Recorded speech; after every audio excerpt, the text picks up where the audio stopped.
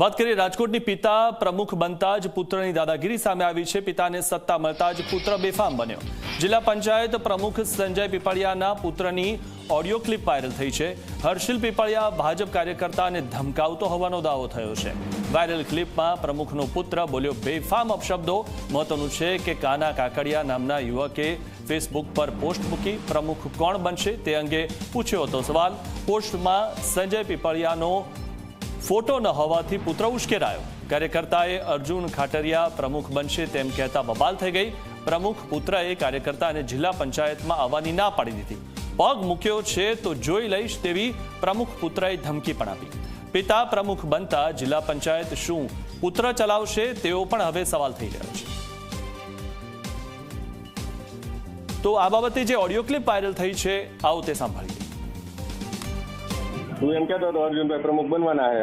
अर्जुन भाई में ले अर्जुन भाई नो हां ले लीधा हां नहीं क्या प्रमुख अर्जुन भाई हां बरोबर है काय वांधो नहीं तू ध्यान में होई तू विरोध में आइलो तू विरोध में आइलो तो याद कहूं तू विरोध में आइलो तो याद રાખજે એમ કહું याद है जो विरोध है जो હા બરોબર અને કે દેખાતો નહીં નકર હું તો ઉપાડી જ લેવાનો હતો ને મારે ક્યાં જરૂર કોઈ નહીં બરોબર હા એટલે કે જો જિલ્લા પંચાયત કે દેખાણો ને એટલે હું તને ઉપર લેવાનો ઉપર લઈ જઈને ભાઈ બરોબર દેખાતો નહીં હજી તને કહું ફોટા બોટા પડવા ક્યાંય આવતો નહીં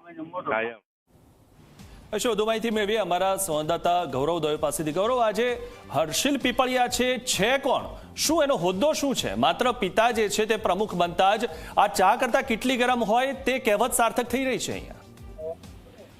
મિથુન, રાજકોટ જિલ્લા પંચાયતના નવનિયુક્ત પ્રમુખ સંજય પીપળિયાના પુત્ર હર્ષિલ પીપળિયાની એક ઓડિયો ક્લિપ છે તે સોશિયલ મીડિયાની અંદર વાયરલ છે તે થઈ છે અને હર્ષિલ પીપળિયા છે તે ભાજપના આઈટી સેલ સાથે જોડાયેલો છે।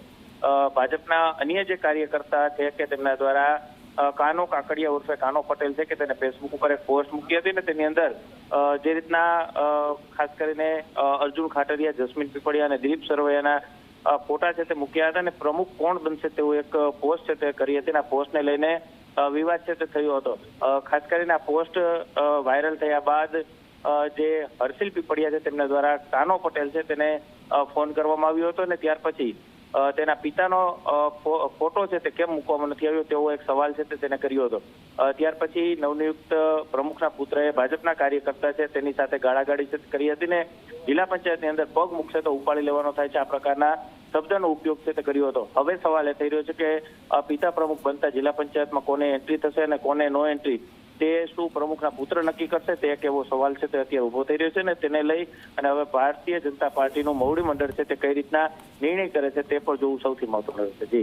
જી આભાર ગૌરવ માહિતી આપવા બદલ। ત્યારે કોઈ પણ પાર્ટી હોય તેનો કાર્યકર્તા સૌથી વધારે મહત્વનો હોય છે। તેના કાર્યકર્તાને આવી રીતે જે ખખડાવતા હોય તે વ્યક્તિને કોઈ પણ હોદ્દો કેવી રીતે મળે તે પણ સૌથી મહત્વનો પ્રશ્ન છે, કારણ કે તેના પિતા પ્રમુખ છે એટલે તેનો પુત્ર આ રીતે દાદાગીરી કરી રહ્યો છે।